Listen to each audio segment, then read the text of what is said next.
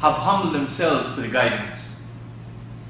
The question is, how come you and I, who are their predecessors, we are born in homes of Islam, we are born in communities and countries of Islam, we have been doing so much in the name of Islam, have we yet discovered the Qur'an?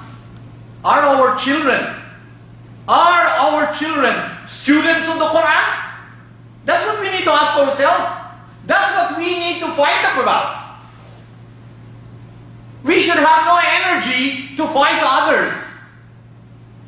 We need to fight ourselves. Are our children brought up to respect the Qur'an? It's easy to stand up and argue with somebody and look for faults in somebody. I will be really stupid if I do that to you.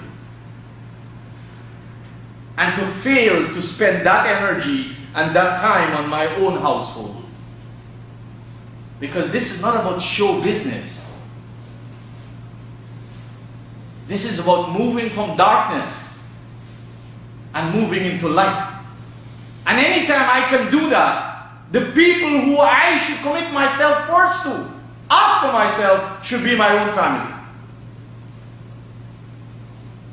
And the analogy goes, I would expect that goes to you too. That should be our biggest worries. Our sleepless nights should be over that. We should have least time for wasting on other things.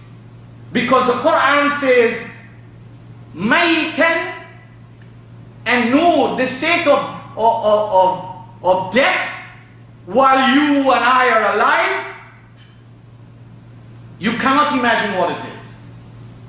So it is telling us, think of the individual who was living in darkness but has decided to change his life or to change her life. And the Qur'an used the figure of speech. فَأَحْيَيْنَاهُ. We gave him or her new life. When you and I discover the Qur'an and become students of the Qur'an and dedicate our time and our energy to the Qur'an, we will have new life. And when we have new life, who will we give it first to? We'll give it to our family. There are lots of people who like to question and argue and debate and dialogue. Of course, that's a part of learning. That's a good thing. But they say charity begins at home. There's a lot of sense in that. Or as the saying goes in the Arabic language, إِبْدَ بِنَفْسِكْ ثُمَّ بِأَخِيكَ. We say that in Arabic, إِبْدَ بِنَفْسِكْ ثُمَّ بِأَخِيكَ. Start with yourself, then with your brothers. For those who know Arabic. This whole thing is about moving from darkness to light. And the Qur'an calls people who are alive but living in darkness as living dead. In the language of the Afrikaans, the people of Africa, they call them the zombie. And because lots of people from Africa under the slave trade came to the Caribbean, we inherited the word zombie. And we all use it in our local languages in the Caribbean. You say zombie to somebody who's alive, but his life is, or her life is not focused on enlightenment. He's alive, but he's bringing no usefulness to himself or to others. So the Qur'an says, أَوَمَنْ كَانَ مَيْتًا فَأَحْيَيْنَاهُ. So when you and I are born again, we are given new life. I'm not talking when we are physically dead. I'm talking that we are dead mentally. We are dead in terms of loftiness. We are dead in terms of taking on the role and mantle of responsibility to become the masters of our own destiny and responsible for our own failures and our own predicaments. فَأَحْيَيْنَاهُ. But divine loftiness now enhances us, gives us new life. And anytime you and I are born again, there is something that accompanies us. It's called nur. It's called light.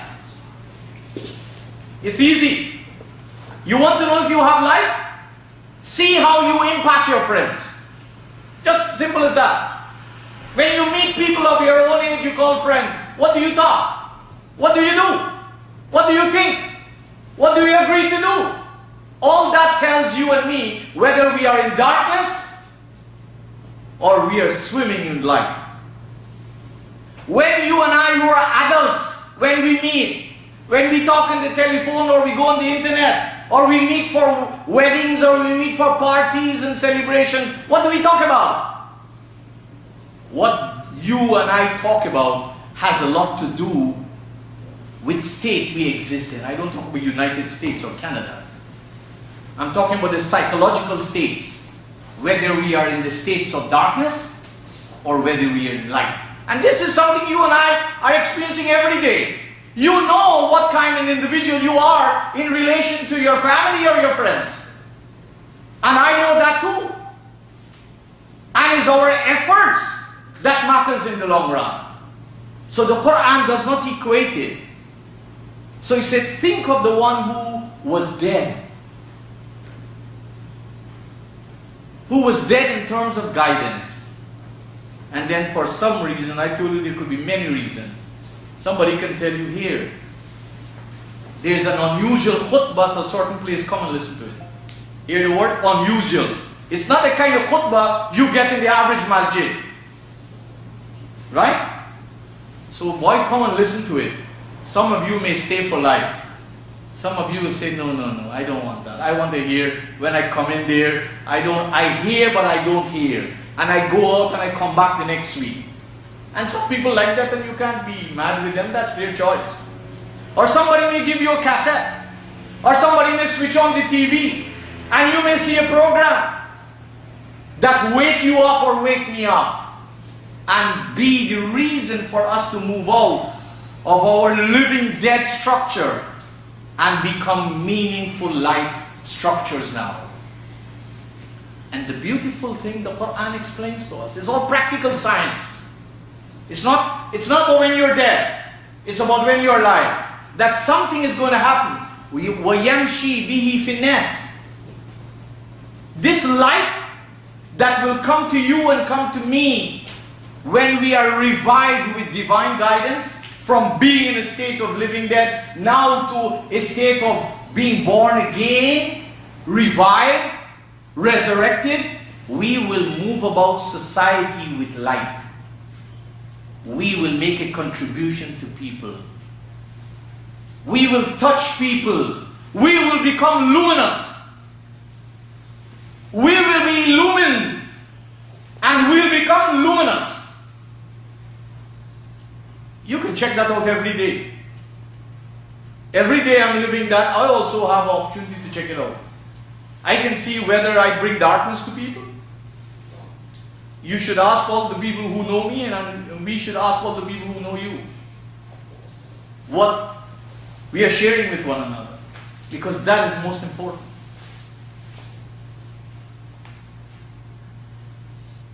كَمَنْ مَثَلُهُ فِي الظُّلُمَاتِ is the one who is born again. أَحْيَيْنَاهُ is the same as the one كَمَنْ مَثَلُهُ فِي الظُّلُمَاتِ is the one who remains in zulumat. What is zulumat? People love zulumat. They say, no, I cannot come out of this zulumat because my father was in this zulumat. My mother was in this zulumat. All my ancestors was in this zulumat. My qawm is in this zulumat. My qabila is in this zulumat. My country people are in this zulumat. Everywhere I go, everybody is doing this zulumat. Don't ask me to think. You can't think. You can only think for politics. That time you're going to be sharp. You're a shark. You can only think for economics. You want all the ways to make all the money. For materialism, there is no cell in the human brain that is not used for that. But when it comes to examine life and what we were saying and what we were doing,